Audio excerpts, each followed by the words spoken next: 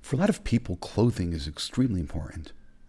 There's some people that what they wear is one of the most important decisions they'll make on a daily basis.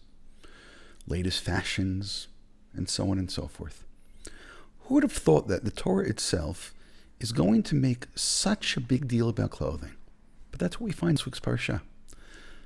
But whose clothing? The clothing of the Kohen. The clothing of those people who are going to serve in the Beit HaMikdash. Both the more generic Kohen, the regular Kohen, and especially the Kohen Gadol. We're going to learn in the Talmud that the particular articles of clothing themselves have some type of powers to them, spiritually therapeutic. That the different articles of clothing can bring about healing in ways that we never could have imagined. And indeed, the clothing is important. Which means that we could take materials, we could take all kinds of elements and turn it into objects of holiness. And this week, we're not only reading about the Kohen. We also are going to be reading Parashat Zachor. We're going to be reading about the battle, the ongoing battle that we're told to remember between the Jewish people and a nation called Amalek. The reason we read it right now is because next week is going to be Purim. According to the rabbis, one of the most famous descendants of Amalek was, of course, the evil Haman. Now, if we go back and we ask ourselves a question, where did this all begin?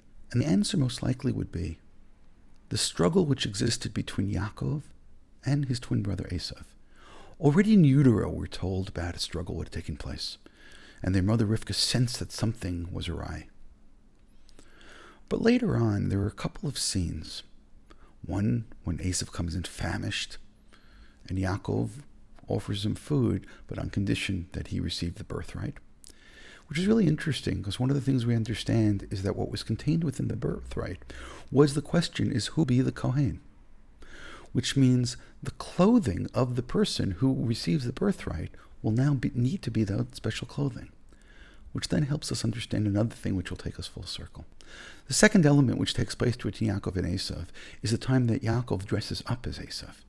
Now, we all would have thought that that was just something, a side point.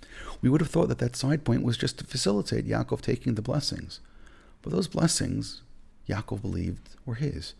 But it's not just the blessing that was his. It's the clothing as well. Which means we could have thought that Yaakov, if he never put on Asaph's clothing, we never would have had the anti-Semitism which comes from his brother and therefore comes all the way through Amalek and Haman. That never would have happened. But what do we do on the holiday of Purim? We dress up. We put on clothing. As if to say the decision that Yaakov made all those days ago really was a good decision. And now we hear another thing, and that is that the king took the clothing from the Kohen and from the Kohen Gadol. He was wearing clothing which isn't his. We dress up on Purim to remember the clothing that Yaakov put on really was his clothing.